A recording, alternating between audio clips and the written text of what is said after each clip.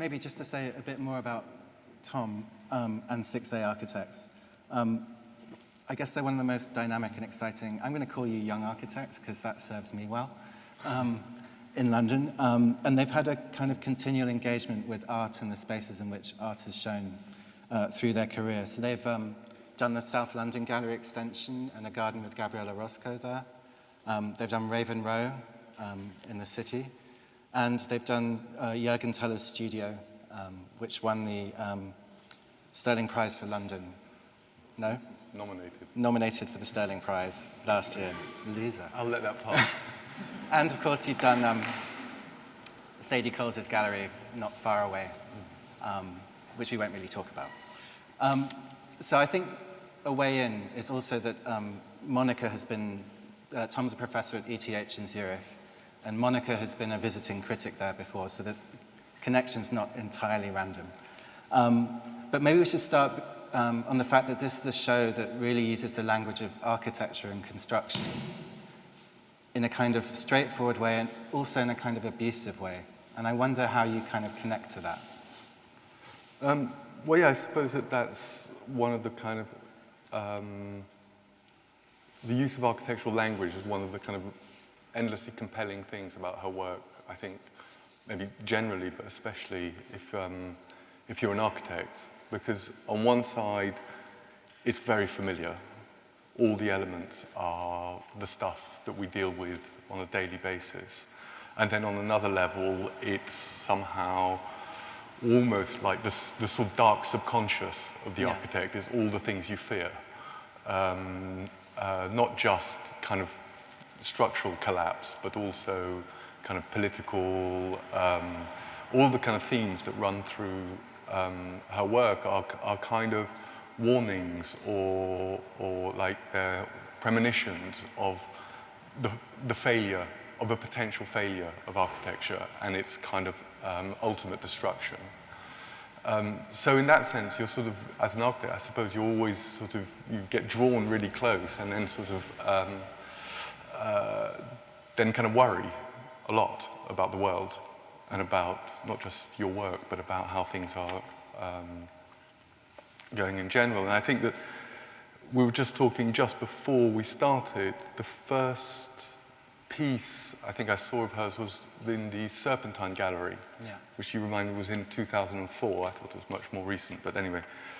And her work's done a kind of really interesting sort of trajectory in relation to architecture, because the installation at the Serpentine was essentially a sort of series of interiors, like these room-like installations that sort of led nowhere. They were kind of a little bit labyrinthine, and it was very kind of interior-based. It sort of felt sort of almost kind of more psychological than anything else. And then sort of followed, not all of it in the flesh, but some of it, her work, when she started working with the elements of architecture, like the staircases. She would sort of take things like steel spiral staircases from industrial buildings or fire escapes, and they would sort of wilt, they get distorted, and then almost like a kind of fern or something that was sort of wilting away, everything dropping like leaves, and all in steel.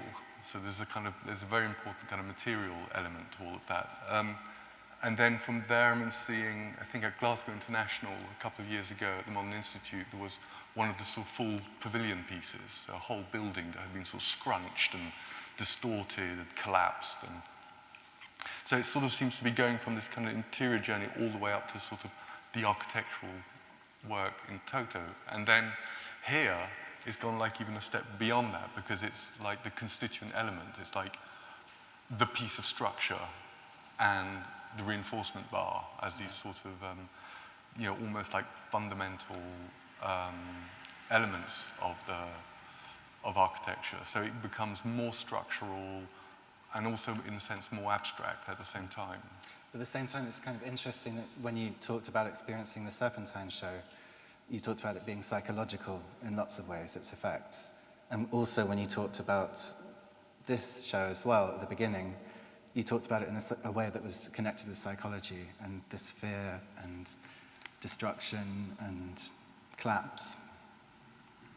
Yeah, I mean, I think that that's maybe one of one of the maybe the contradictions or paradoxes of architecture is that it is set up to be something that is permanent, that should, for all intents and purposes, outlive all of us. The reality, especially in the modern city, is it doesn't.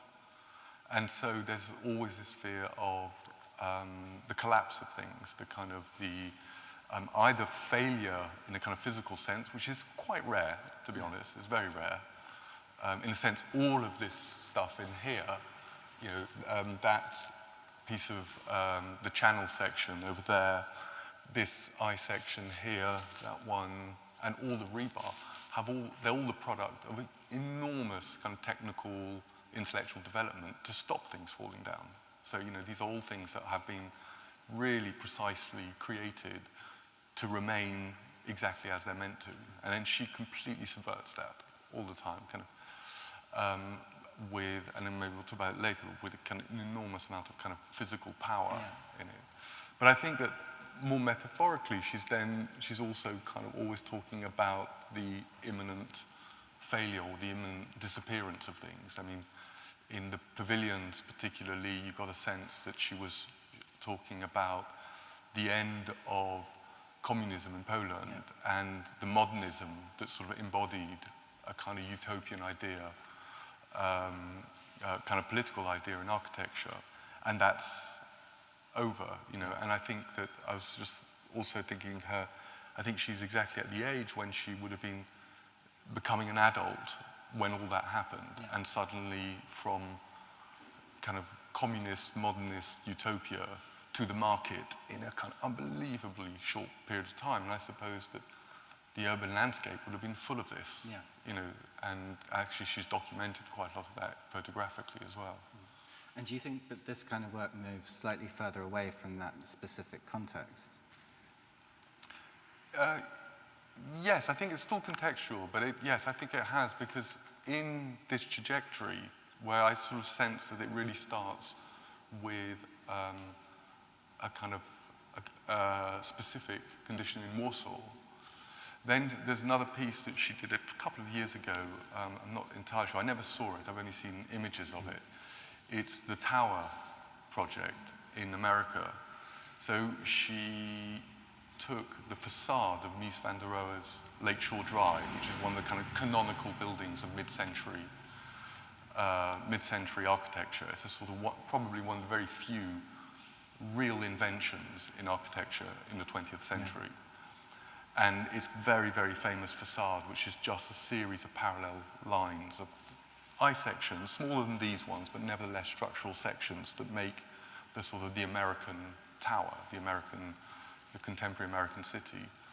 And she remade an exact replica of it, or had it made, and then sort of turned it like it was a newspaper, just kind of ripped it up. And I think that that sort of step from Warsaw, from her own direct experience, to something which is sort of a bigger condition, like the American condition, somehow steps it away and is, let's say, maybe the kind of stepping stone before you get into kind of pure structure, which I suppose this is dealing with. Yeah. And do you think that in some ways it serves to you as an architect as a memento mori for buildings?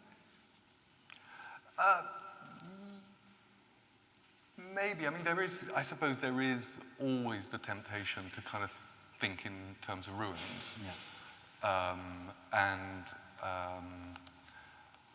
But then maybe that takes you into maybe a slightly kind of romantic side of her work, which is possibly there, but I'm not sure if she would describe it in those terms. But perhaps that's in all of us. I mean, maybe that's one of the things that makes it very human, even though it's really industrial. It's really human because it has this kind of memory in it. You know, I was reading in the kind of the description of her work and in some of the essays that she talks about how these works are not made by her. She essentially directs it. In that sense, she behaves quite like an architect. You know, she has fabricators, engineers, and things like that who help her do the work that she's imagined. So there's very little trace of the hand in it. You know, this is all very, very kind of mechanical. except I was noticing there. So Yeah. this piece is the only one where you can see the shovel marks of somebody digging a hole that they cast a bit of concrete in. Those kind of sort of, and thought, okay, that's the only bit of handmade stuff in the room. Everything else is kind of oxyacetylene, Yeah. is kind of, jigs and presses and so in that sense, it's somehow, I think it gets quite close to the memento mori, but never quite goes there completely. And I guess there's another sense in which a lot of the things done with rebar look like drawings in the space, in terms of sort of scribbles or lines or traces. Yes, I suppose that they have the rebar has a sort of a complicated relationship to its to kind of drawing and its kind of original purpose, because let's say we see rebar drawings, maybe not every day. I mean, that's more the engineer's work, but we do see them. But they're not like this. It's gone badly wrong by the time it's got tied up like this. So this is much closer to demolition. So if the building is demolished, you might see, once they've chipped away at the concrete, this sort of knotted reinforcement bar that again gets kind of snipped away. And even this, has gone beyond use. That is not going to help concrete in a sense. So I've never really seen them like drawings. I've seen them more like a kind of the moment after something. Yeah.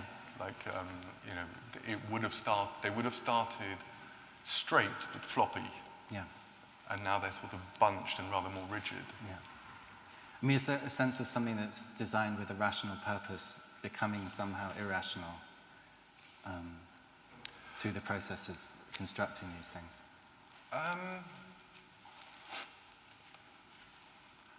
I'm not sure I would think about those two dualities, because actually the work is incredibly precise. Yeah. I mean, she is incredibly precise in her work. So maybe that one is the more chaotic of the pieces in here. But let's say that one, which is I really enjoy. I mean, it's a set square. Yeah.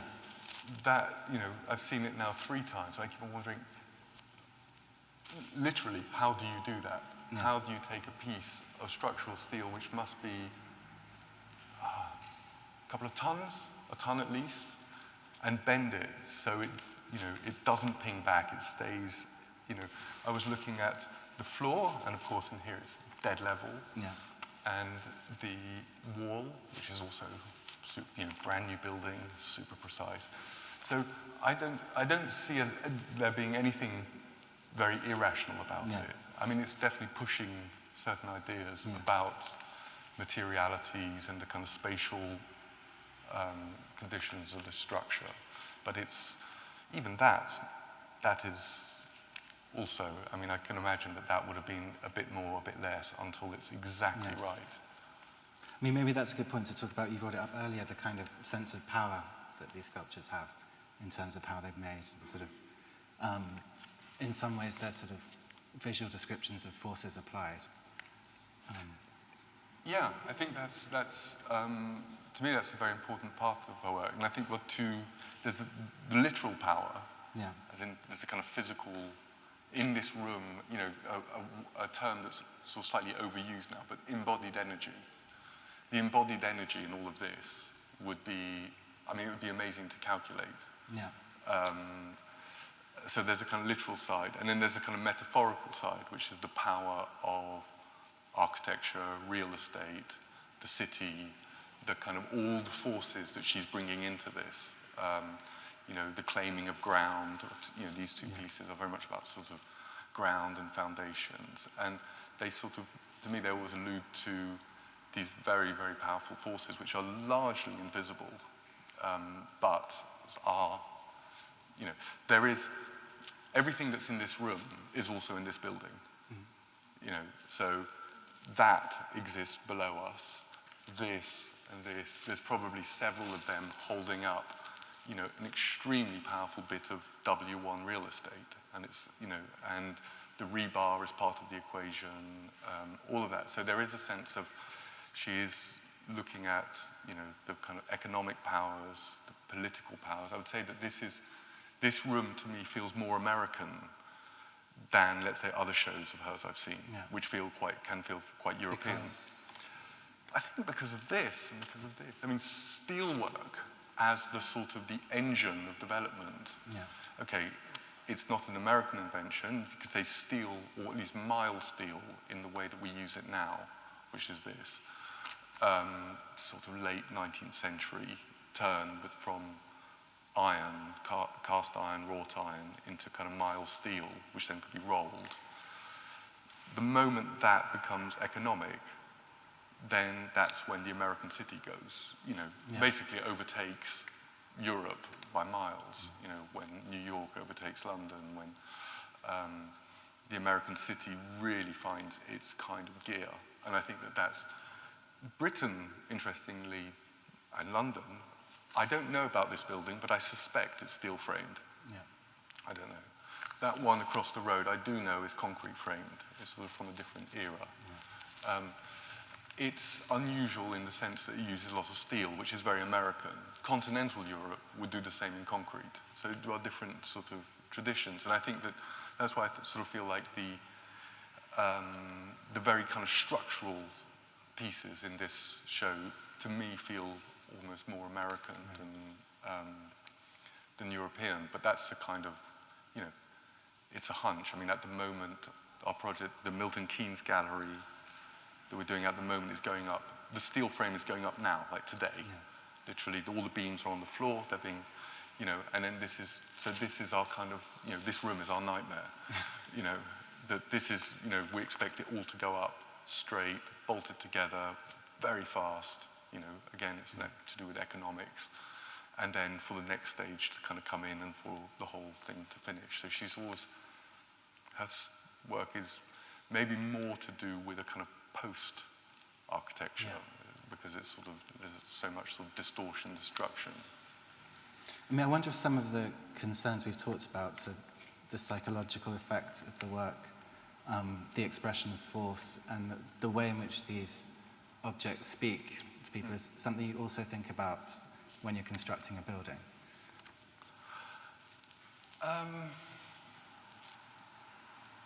I would say very obliquely. I mean, generally, all these pieces, I mean, maybe the reason why they kind of resonate is that it does feel like a kind of a subconscious of the world of the city, of the world of construction, which never actually happens. That only exists in our minds, or in the mind of the architect, in a very abstract way. So I was thinking that in here, there's almost like a slightly sort of psychedelic version of the structure course that every architect does in first year. So you go in first year, and then somebody says, right, you've got a beam, let's say like this one, a kind of H section, the top section, the flanges, and then the vertical section is the web. And then you prop it up and you put a force on it, and the bottom goes into tension, and the top goes into compression. Good. Term one, done. The second term, you talk about bending, and that's a kind of more complex force, which is when all these things interact. But it's very abstract. You do calculations, and then you say, okay, the beam has to be this big.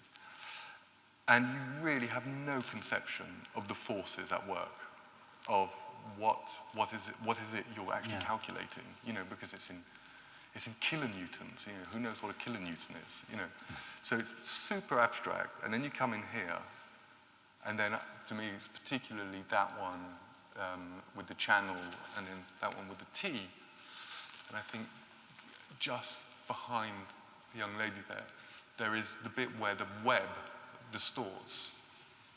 And that is like your structures lesson, but in a kind of totally extreme physical way. I mean, I don't know if that's possible to do that without heating it. But if it is, it would be a force that would crush this building. You know, so there's a sort of violence in here, Yeah. which is sort of kind of scary and sort of quite exhilarating, because it, you know, for us it's just numbers, you know, and in here it's like, wow, that's, you know, that is more than a car crash. Yeah. You know, in terms of force. I was thinking before, I'd love to know, you know, when people say, oh, such and such is the same force as 30 double-decker buses stacked up. Yeah. I'd love to know what the total forces in this room is, because I think it would be eye-watering. I think it would be very difficult to comprehend it. Even, let's say, the pipe piece, you know, that is really, really thick steel. Yeah. So the heat to cut it, and to cut a bit is hard work. You know, you think of heist movies and stuff like that. And to cut what seems to be, I don't know, 6, 8, 10 linear meters of that. It'd be unbelievable. And it's somehow, so, but it looks so, you know, it's white, it's thin, it's a piece of paper rolled up and torn. And she has this way of making these quite extreme violences seem sort of almost weightless. Yeah. No, exactly. Which is I think something where connects her back to Mies van der Rohe. I think that's why she picked Mies van der Rohe as opposed to, because I know she's extremely knowledgeable about architecture. I mean, really knowledgeable. She's very knowledgeable about Polish modernism and all the main players and the key kind of sort of particularly public works. And then she's also, I think, very knowledgeable about how that turned into the market, first in Warsaw, but then as a sort of more global thing, which I guess Mies becomes the sort of singular figure in that transition. Yeah. And I guess when you're looking around the show, apart from it being a kind of architecture nightmare of sorts, are there things you think, oh, you can do that, I might use that? Or is it all kind of useless? No, I don't think so. I think it would be, I think that would be a sort of, in a sense, a terrible misuse. It's a little bit like, you know, when in architecture, and in architecture schools especially, you know, how many versions of a Gordon Matta Clark have I reviewed? Yeah. And it's like, it's not architecture. It's not, you can't, you know, it doesn't work like that. Not for practical reasons, but more for, you know, it's a kind of slightly conceptual dead end if you try and sort of take something from here and then somehow use it. I mean, it would be much more interesting if the occasion presented itself to do something with her, but I suspect, I would doubt that she would then come along and go, okay, I'm going to take your frame and go crunch. Yeah. You know, I think that would be too... But presumably you wouldn't say yes either. I don't know. No, I mean, I think the thing that's nice about it is that there is, what is kind of interesting to take from it is maybe the big difference between, let's say, our work as architects and her work as an artist is we have to promise success. That's the deal. You know, that's in our contract, that what we do will be successful, which is a brilliant myth because we know that it's not always successful. But that is what we sign up to, whereas she has the freedom to somehow turn it, twist it, bend it, lean it on its side and go, that's the way it is. Yeah. You know, which is a kind of, maybe that's a freedom that we kind of quite enjoy in looking at her work, is that, you know, it's a sort of, we project a certain kind of desire onto it. God, if only we could do that. But maybe it is sort of slightly a projection, because I'm sure the show doesn't start out with the notion that it could be an abject failure. So there may be different measures of success. Yeah, I mean, but I think, to some extent, when we do encounter, you could say, things which are related to this, whether it be foundations like this, or when you do something, I don't know, structurally,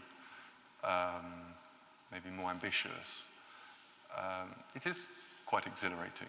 You know, it's quite exhilarating to see the power and the force of all these materials coming together and somehow giving shape to something, giving shape to the world.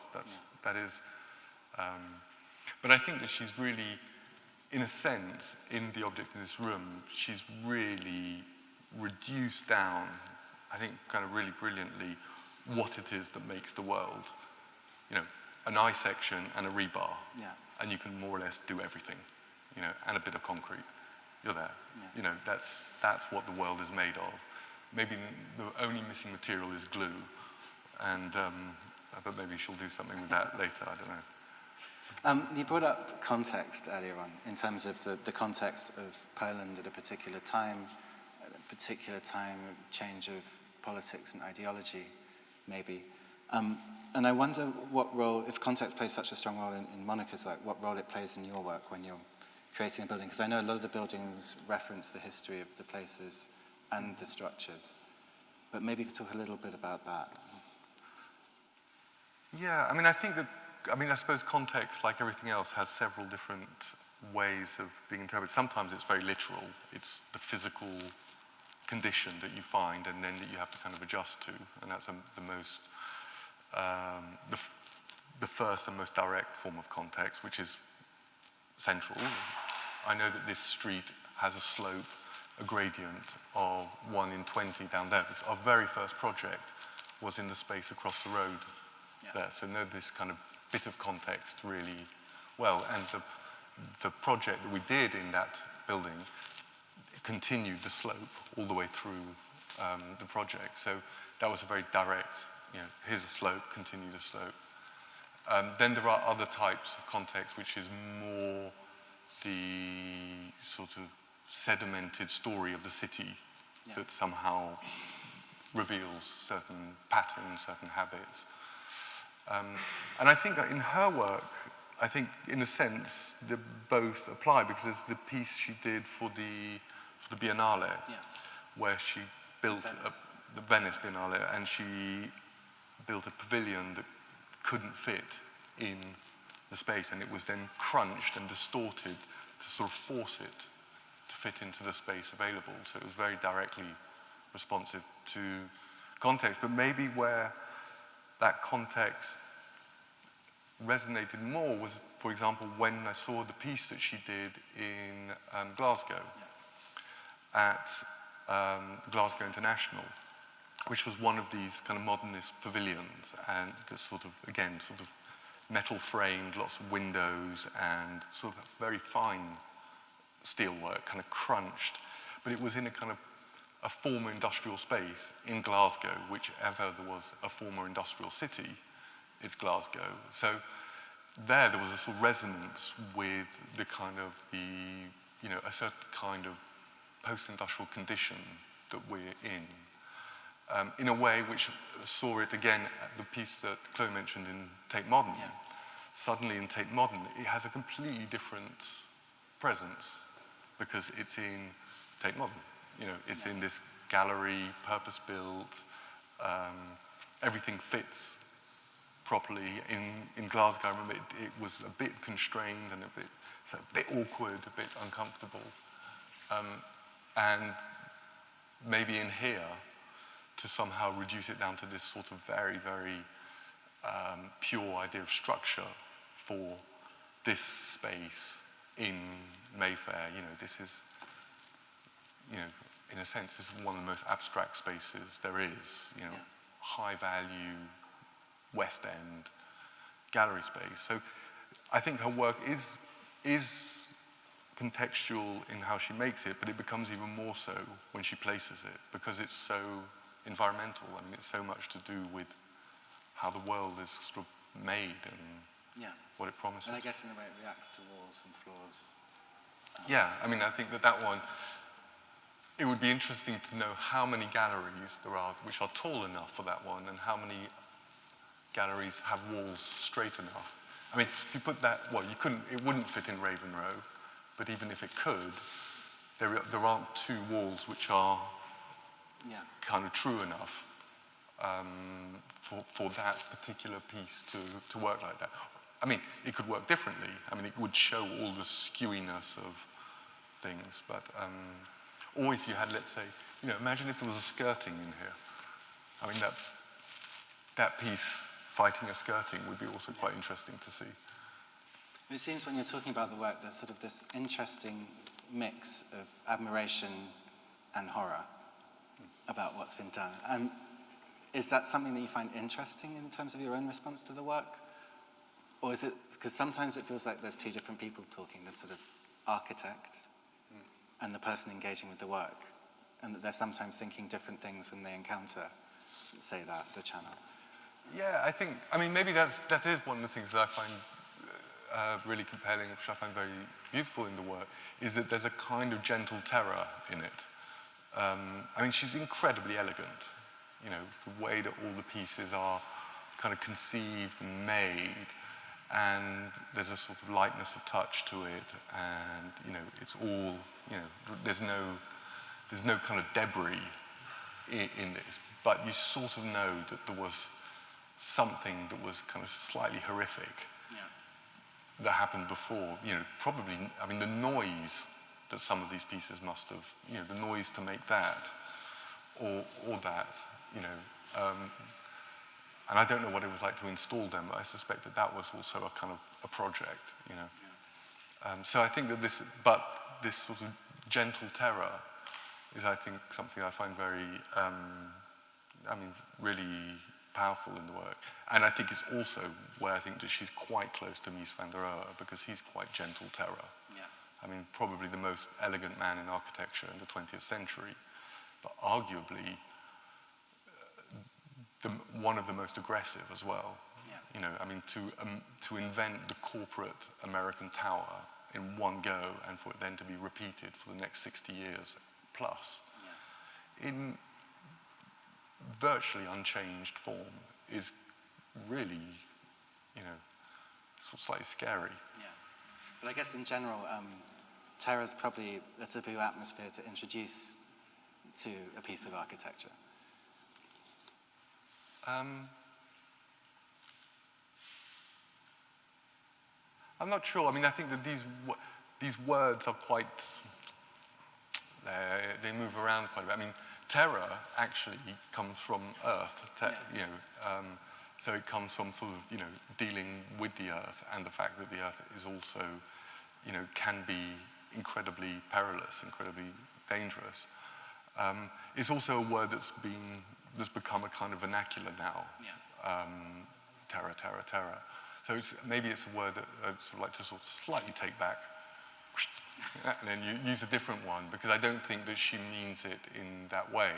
Although, you know, all these pieces end up, you see them in a sense for what they are, kind of rationally for what they are, but also biographically, because, you know, talking about terror, in fact, we were in that space on 9/11 across the road. Yeah. And it was the day that the project finished, and we were standing on site it was in the morning, and with the client, and the contractor who built it said to the client, what do you think? I mean, it was all finished, it was all like it was kind of cool fashion, sort of experimental fashion space. And then the client went, I don't know what to think, because meanwhile, all the images around us was, you know, this 1,000 times amplified. So, to some extent, when I first came here, the first time I came, it was closed, but I looked through the window, and I looked through all these things, turned around, looked at the space, got a slight shiver, and then kind of walked off, and then sort of came back and saw it properly. So, you know, you can't escape all the kind of accidental associations that you make with things. When Monika came to ETH to do the crits, what kind of things was she interested in terms of? Well, first of all, she was, you could say, in many respects, very quiet, and quite slightly reluctant to kind of to do the crit. I mean, she was sort of, you know, she's basically saying she's not one of these sort of talking heads type of thing that will just kind of respond to it. That's why she's not. That she. But then when she did comment, she usually said very, very short responses, incredibly precise, and usually they were the comments that would switch a project to normally like something way more radical that had ever been intended. But it was like a kind of very gentle sort of incision into a work, into an idea. So the work, she behaved quite like her work, of sort of being kind of quite powerful, concise, and slightly made everybody sort of going, oh, wow, you know, we didn't, you know, nobody had thought of taking it that far. Yeah. But then she wouldn't elaborate. That would be her comment. So it was great. She was really, and as I say, she knows so much about architecture that she could read everything that she saw. She could understand all the terrible jargon that we use, and kind of cut through it very quickly. And so we had for a couple of days, we had a very, very, very productive couple of days with her, where normally she would basically eliminate 50 to 80% of the project to leave one thing standing. Yeah. And was that the reason you'd invited her in the first place? I mean, what was it that connected you to the work in that sense? Well, we met her in Glasgow, at Glasgow International, and she had the piece in this former industrial building, Modern Institute, at the same time that we had a show in another part of Glasgow, which was Glasgow Atlas, which was a survey of, you could say, the kind of post-industrial Glasgow. And maybe it was a study that was trying to reveal a kind of a latent or potential other city that could grow out of its kind of post-industrial conditions. So that was something that she was interested in. And so she came to see the show, and I think was interested in the kind of surveys, and it was there that sort of that connection. I thought, okay, she sounds like she would be a really interesting critic, and then from then onwards, and then it's clear she's interested in architecture. Yeah. It was interesting when we came into the space when it was set up for this talk, and then where we're sitting with the sort of table and everything, and this suddenly starts to look like a lampshade, and something that definitely didn't look like when we first came in here when it was empty. And I think that's another kind of piece of context that really transforms how you view the work. Yeah, no, I felt, weirdly, we had a chat before, I did feel really uncomfortable to sit beside it like it was a bit of domestic, like a piece of domestic furniture, because, even there, these are the bits I sort of kind of really enjoy, is that the way that distorts, that's not product design. Yeah. That is, some metalworks with major capabilities. So it's very strange when you sit beside it with a little coffee table and a glass of water. And I don't know, I've never seen it in a domestic setting. Yeah. So I guess, I'm sure that there's another world to it, because a lot of the bigger pieces, maybe they go outside. And so there's a kind of world of sort of landscape which is involved in this, which is not, I don't think she's ever been explicit about, but I think the moment, maybe it's because I'm facing this one this evening, but this one with the concrete foundation, and this concrete foundation somehow is maybe the earthiest pieces that I've ever seen her do. And it seems like it's maybe one step towards maybe something she's heading towards, which might be to do with landscape, with ground, with geology, I don't know, but Yeah, but it's also this sort of happy coincidence of this sort of construction site going on outside that really kind of grounds it back in as well. This show in particular, I think, is very urban. This is the equipment of cities, not so much of the countryside. Whereas other ones have been, particularly pavilions, are maybe more sort of directing your thoughts towards landscape and things like that. So yeah, I think that's really, it's a proper urban show. Yeah. Any questions again? When I came last weekend I was walking around and I looked at that piece and that hook. I thought, okay, that's going somewhere. I'd love to, you know, all these lines, I'd love to follow the line back into the whiteness and see where it goes and whether actually we find another one of those. So to some extent, I'm just thinking aloud at the moment. There's a side of me that would like to kind of expose a bit more of the kind of the mechanisms behind all of this, where that piece of rebar, this piece, I mean, it just looks like it's a very nice, weightless red line. That is incredibly heavy, and there is no cracking around, you know, where it goes into the ceiling. I mean, that should crack. It just should, you know. And I think it's quite in the manner of her works to be a bit unreal and to somehow be resolved like that. But maybe after this talk, I might not have this one here. I wouldn't consider any of these pieces either structural or architectural. They are pieces where she's used things that exist in the world. And, you know, well, weirdly, a T-section is incredibly unusual. So, like, even in architecture, a T-section actually is half of a bigger I-section. So they don't make those. No factory makes one of those. They make one that's twice the size, and then they cut it, and then occasionally, for a strange reason, somebody might use one. But it's madly expensive. It's completely inefficient. So it's only her world that will take it and twist it. Yeah, I mean, I think the uncertainty thing is really important in her work. I mean, there's also one thing that we didn't talk about was the kind of whole relationship between kind of order and chaos, that all of this stuff belongs to a kind of, or normally belongs to an ordered world, and then in her world, it somehow is much less so.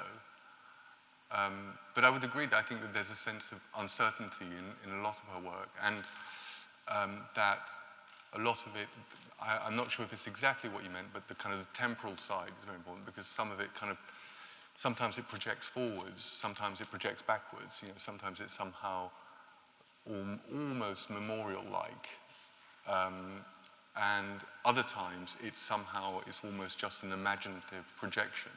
I think that there is, I think maybe not as much in the works in here today, but a lot of her work sort of talks about memory and certain